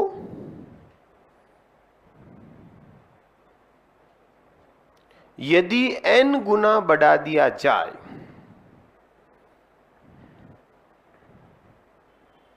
यदि n गुना बढ़ा दिया जाए तो उसका नया प्रतिरोध, नया प्रतिरोध, फिर डैश करके लिखो, r डैश बराबर n स्क्वायर r, ये होगा बेटा, ये फॉर्मूला लिखो। नया प्रतिरोध क्या हो जाएगा? n square r। अब आपको कैसे आया मैंने बता दिया, कोई जरूरत नहीं, वैसे ये याद रखना, ज्यादा बताऊंगा तो उल्टा आपके खिचड़ी बनेगी, सोचा ये शब्द याद रह जाएगा। अब एक प्रश्न लिखो, हाँ बताता हूं, एक प्रश्न लिखो, लिखो 10 ओम प्रतिरोध वाले तार की लंबाई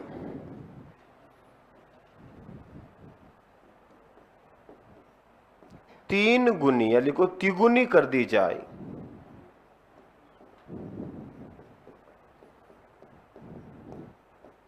तिगुनी कर दी जाए तो नया प्रतिरोध कितना होगा?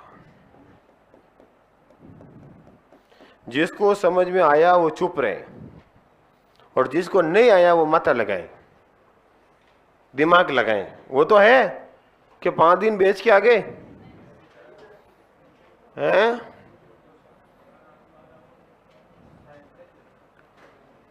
और खून देने कौन कौन आए रे? दिखे तो नहीं तुम?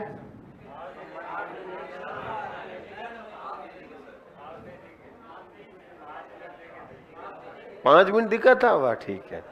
चलो इधर है, हाँ इधर उधर नहीं, इधर किधर बोलो।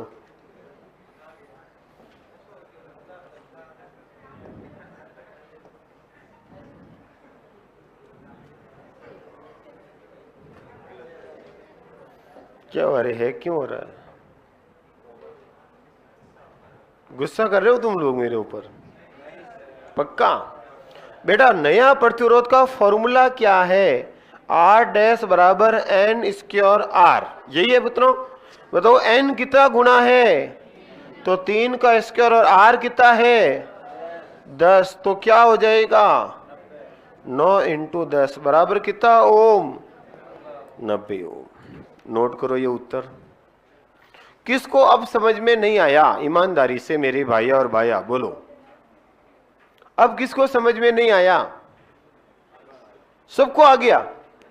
तो पहले भी तो मैंने यही बोला, हाँ तू रहने दे, तेरे को नहीं आएगा तो भी चलेगा। हाँ है, कोई प्रॉब्लम नहीं। प्रॉब्लम कर दी इनके नहीं। तारा कैसी राशि है?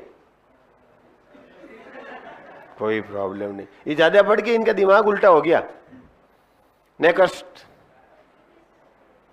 हाँ फॉर्मूला कैसे आया? इधर देखो मेरे भाया, क्या गलत बोला मैंने?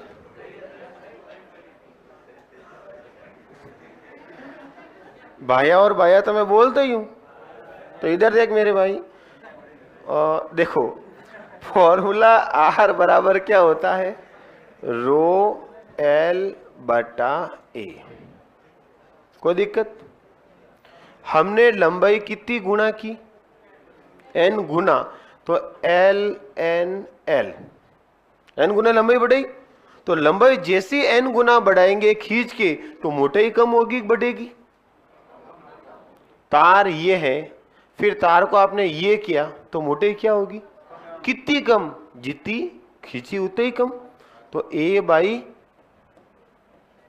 n, तो ये n ऊपर जाएगा तो n इंटू एन क्या हो गया, n स्क्वायर, l वापस a। तो बताओ ये r है कि नहीं, अब ये r कितना बढ़ गया, n स्क्वायर। तो मैंने ये सीधा लिख दिया, इधर उधर आपको घुमाया नहीं, क्योंकि ये पूरा लिखूंगा और आपको रिजल्ट ये चाहिए। और कई बच्चे जो साइंस फील्ड से नहीं है वो इधर ही घूमते रहते हैं, एन एन एन ए बटा एन ए, सीधा एन स्क्वायर आर। इसलिए मैं हमेशा कोशिश करता हूं टॉपिक में उलझाए नहीं बल्कि प्रश्न सही कराएं।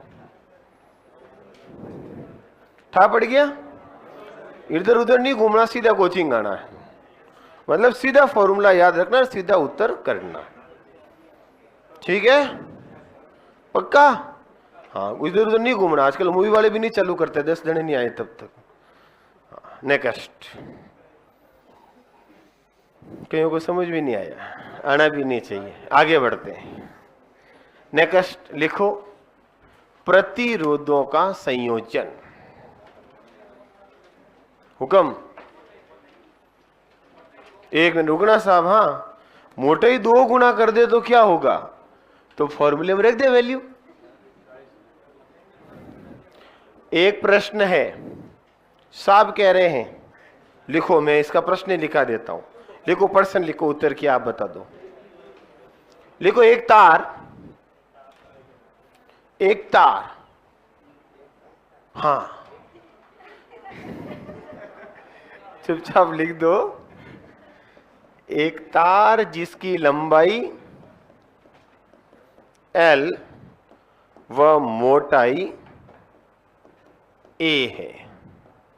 यदि, क्या बोला था बता, अब क्या चेंज करूं, उसकी मोटाई दुगुना करूं, दुगुनी कर दी जाए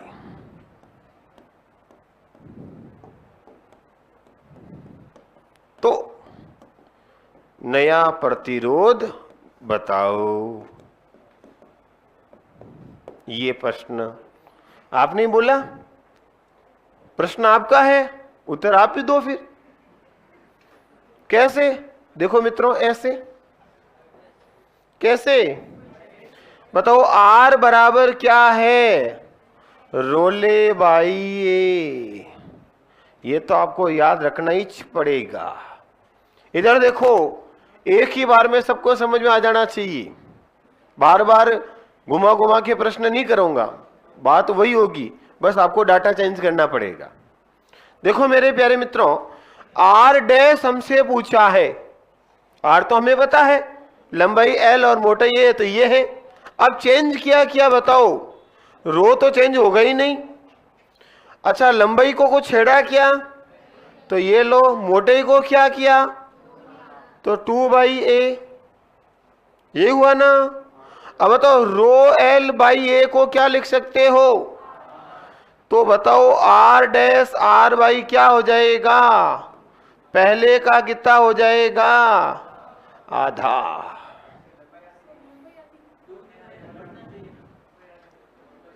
मोटाई दुगुनी करने पर कैसे बढ़ेगा, लंबाई दुगुनी करते तो बढ़ता। लंबाई तो परिवर्तित हुई नहीं ना, लंबाई परिवर्तित है क्या प्रश्न में कहीं, तो फिर वही होगा मेरे भाई। चलो एक लंबाई का भी करा देता हूं, ये लिखो। नहीं आया समझ में, ईमानदारी से किसको समझ में नहीं आया, इतने जनों को, तो फिर वापस बोर्ड पे देखना पड़ेगा। 0 से शुरू करेंगे।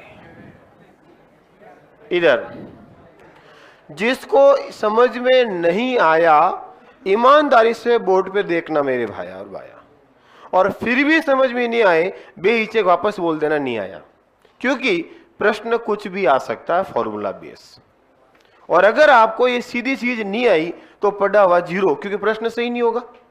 तो मैं 10 बार बता दूंगा, जब तक आप हाँ नहीं कहोगे मैं आगे नहीं बढ़ूंगा। एक बार वापस देखते हैं, अच्छे से बोर्ड पे देखना।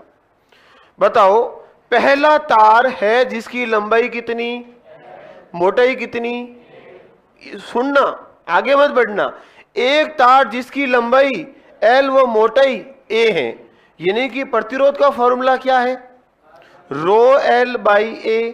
बताओ इस प्रश्न में लंबाई कितनी है, मोटाई कितनी है, यानी कि प्रतिरोध कितना है, R। तो इसको हमने क्या लिखा, रो L बटा A। अब क्या कहा, यदि उसकी मोटाई को क्या कर दिया और लंबाई को क्या रखा, कुछ नहीं दिया, मतलब सेम है, ना छोटा किया ना बढ़ाया, तो हम बताओ R डैश में क्या लिखूंगा, लंबाई कुछ चेंज किया क्या, तो क्या लिखूंगा, मोटाई को क्या किया, तो A है तो अब कितना हो जाएगा 2A। अब बताओ यहां पर आर एल बाई ए, इसको ये लिख सकता हूं क्या आर, तो आर डैश बराबर इस पूरे को मैंने क्या लिखा और नीचे क्या बचा, तो पहले का क्या हो गया ये मैंने बताया। खींचने पर मोटाई अपने आप घटेगी, हाँ, जब तक कंडीशन नहीं दे तब तक हम नहीं बता सकते, कंडीशन देना पड़ेगा। अब एक तार ऐसा है जिसका मोटाई बढ़ाने के लिए लंबाई तो वही रखी, एक्स्ट्रा पदार्थ जोड़ दिया, एक्स्ट्रा पदार्थ भी तो जोड़ सकता है वो, या उसको पदार्थ को हटा भी तो सकता है, जरूर थोड़ी खींचने पर ही लंबाई बढ़े या मोटाई बढ़े, तो कंडीशन तो कुछ भी दी जा सकती है। इसलिए हमें निर्भर करेगा प्रश्न की कंडीशन क्या दी है, तो एन स्क्वायर आर, वो मोटाई होगा ही नहीं, खींचकर मोटाई कब से दुगनी होती है खींचने पर,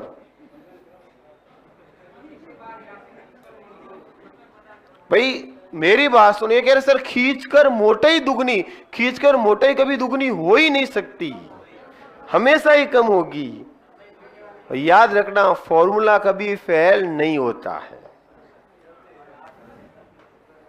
आया समझ में, कुछ था पड़ा,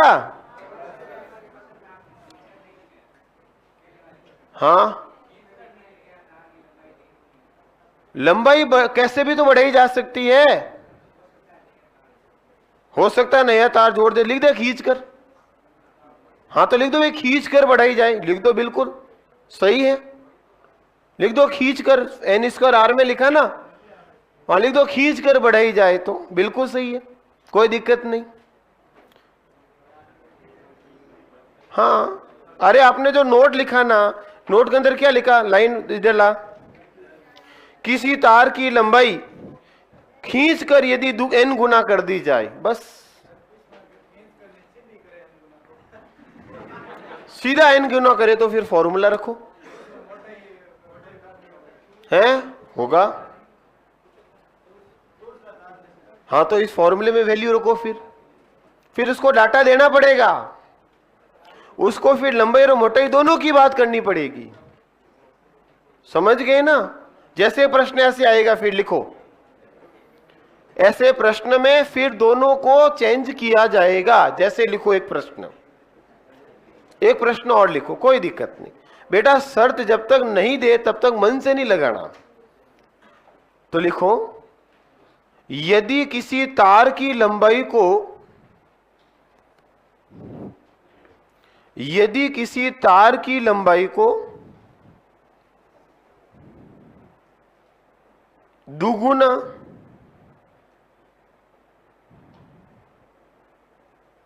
तथा मोटाई को आधा कर दिया जाए,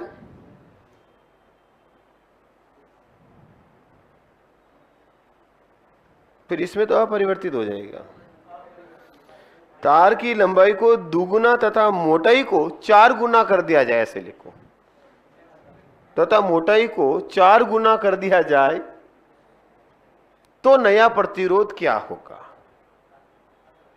समझ गए। ऐसे प्रश्न में फिर ये होगा, दोनों को बदला जाएगा।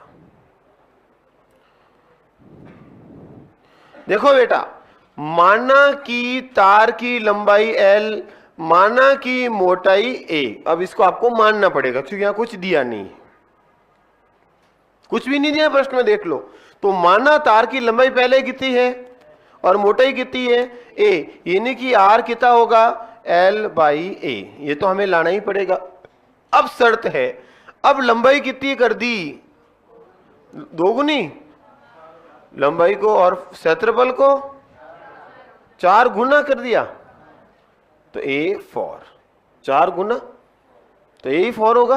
अब R' लिखो, बताओ L कितना है 2L और ये कितना है 4A, कितना आया बेटा ρL/2A, यानी कि R/ क्या हुआ 2, पहले का आधा।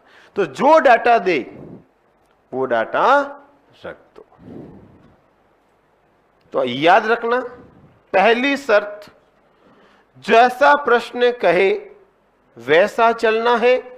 दूसरी शर्त, अगर खींचकर n गुना करे तो n² R करना, और खींचकर n गुना नहीं बढ़ाए तो फॉर्मूले में जो दिया वो वैल्यू रखनी। तो प्रश्न कभी गलत नहीं होगा। ये कुछ शर्तें आपको ध्यान रखनी पड़ेगी। अब बताओ किसको समझ में नहीं आया, तो मैं आगे बढ़ूं भैया, नहीं तो दोबारा करूं।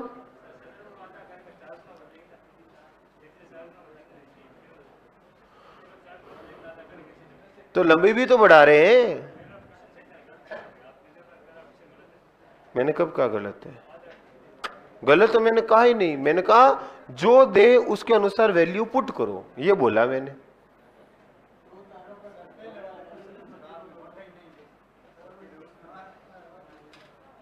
हाँ, तो मोटाई बढ़े ही नहीं तो मैं क्यों दूं?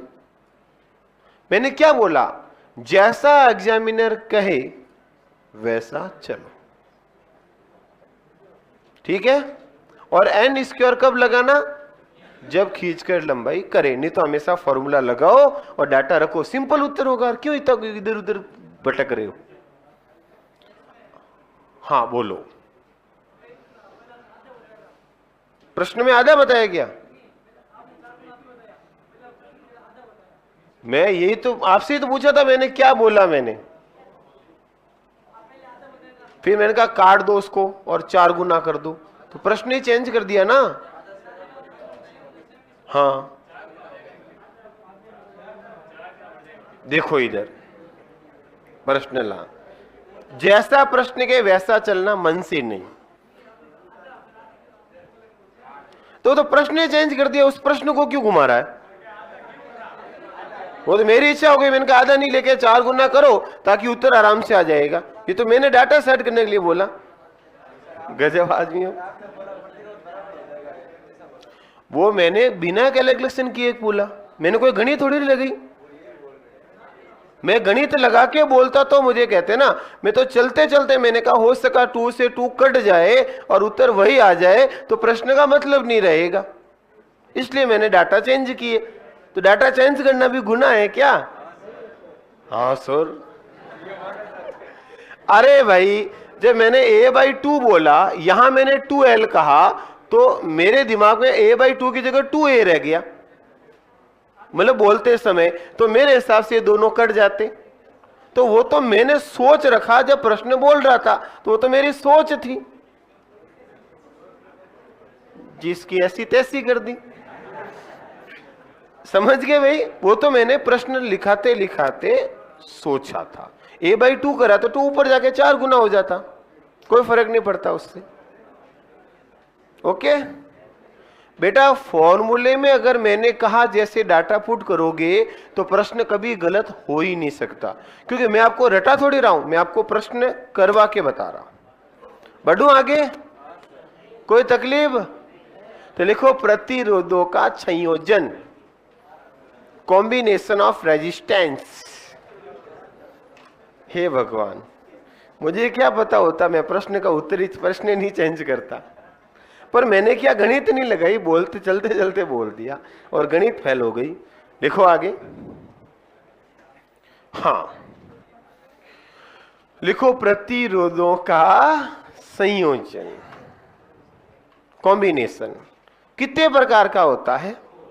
दो। कौन कौन सा? एक ये और एक वो। लिखो दो। ऐसे लिखो, एक तरफ लिखो श्रेणी क्रम संयोजन, तुलना कर दो दोनों का, सीरीज और पैरेलल। सीरीज और पैरेलल मतलब समांतर।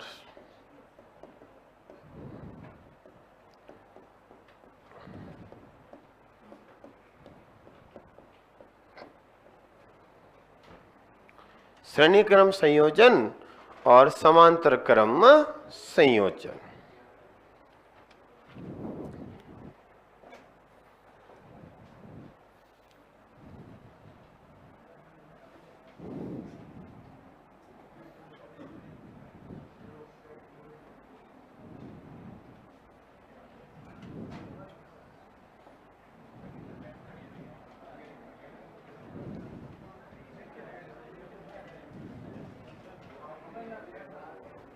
क्या हुआ? क्या हो गया रे? कुछ कुछ? ये कुछ कुछ मत करो, नहीं तो बहुत कुछ हो जाएगा। लिखो 1 2 3। आप एकदम फ्री है भाई।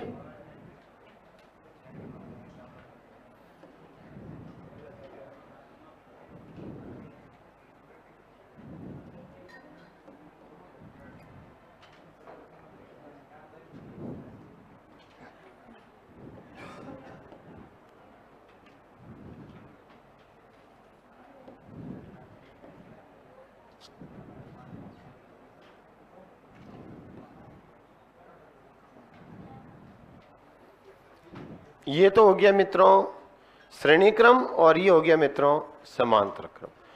अलग करने का तरीका एक ही होगा, जब प्रतिरोधों के सिरे एक जगह मिले तो वो आपस में होंगे समांतर क्रम, और जब सिरे कभी भी आपस में नहीं मिले तो हो जाएंगे श्रेणी क्रम। देखो इधर, इसका सिरा यहां और यहां है, इसका यहां है और इसका यहां, तो आपस में कभी नहीं मिल रहा है। मिल रहा है क्या? जबकि इसके सिरे देखो, ये सबके सिरे आपस में मिल गए, तो मिले तो ये हो जाएगा पैरेलल, R1 2 और 3। लिखो सा, लिख दिया रे। अब यहां से धारा गई तो ये आई मेरे भाई, ये भी आई, यहां पर भी आई, यहां पर भी आई और वापस आई।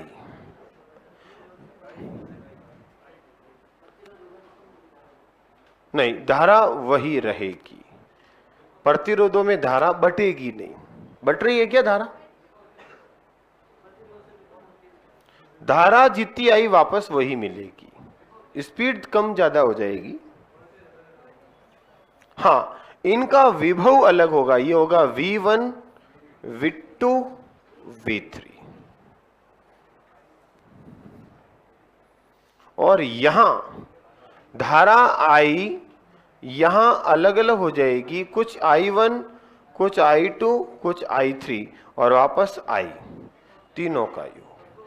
लेकिन V सबका क्या हो जाएगा? सेम। और ले, तो यहां विभव सिरों से मापेंगे, सबका एक जगह से मापेगा तो सेम आएगा, बट धारा बट जाएगी ब्रांच के अंदर। तो यही तो प्रश्न आया था एलडीसी पिछली बार, कि घरों में होता है धारा समान विभव समान, धारा समान विभव असमान, धारा समान विभव असमान, विभव असमान धारा समान। ये एलडीसी का प्रश्न है। तो घरों में कौन सा क्रम होता है? तो कौन समान और कौन असमान? ये उत्तर था मेरे भाइयों। ऐसा प्रश्न आया था। तो आप कह दो कैसे आता? तो ऐसे आता। समझ में आया कुछ? तो नीचे लिखो इनको जो मैंने बोला। पहले ये अकड़ बकड़ बम्बे वो कर दिया।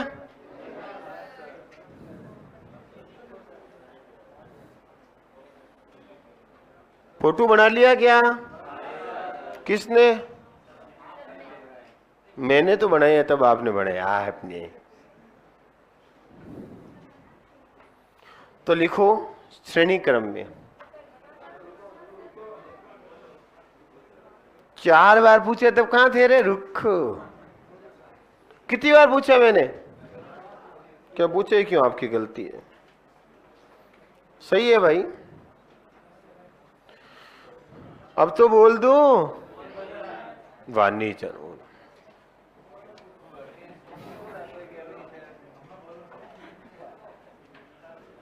सो जाऊं मैं थोड़ी देर? सुधर जाओ प्यारे प्यारे। नहीं बोलूंगा कुछ भी। तुम और प्यारे, देखो इधर बोल दूं क्या?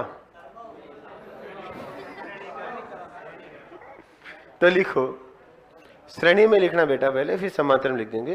देखो इसमें श्रेणी के अंदर पॉइंट बना के लिख देना। पहला पॉइंट लिखो, इसमें धारा का मान समान होता है। धारा का मान समान होता है।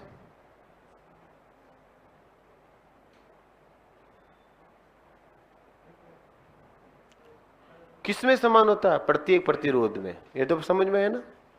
प्रत्येक प्रतिरोध में धारा का मान क्या होगा? समान। दूसरा बिंदु लिखो, इसी में लिख दो, श्रेणी को पूरा कर दे पहले। लिखो प्रत्येक प्रतिरोध में विभव का मान अलग अलग होता है। प्रत्येक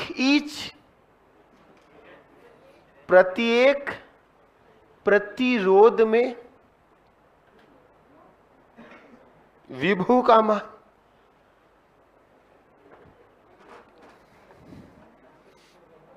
प्रत्येक प्रतिरोध में विभव का मान अलग अलग होता है। लिख दो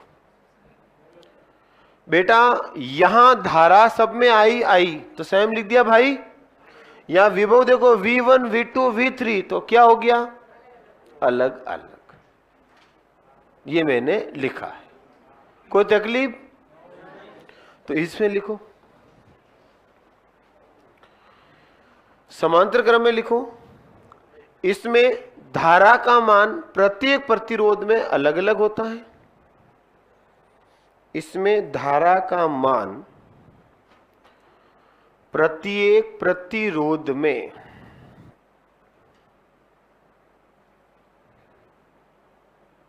अलग अलग होता है।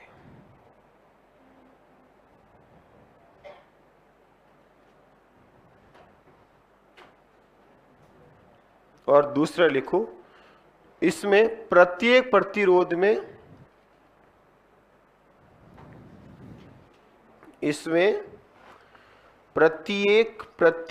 में विभव का मान समान होता है।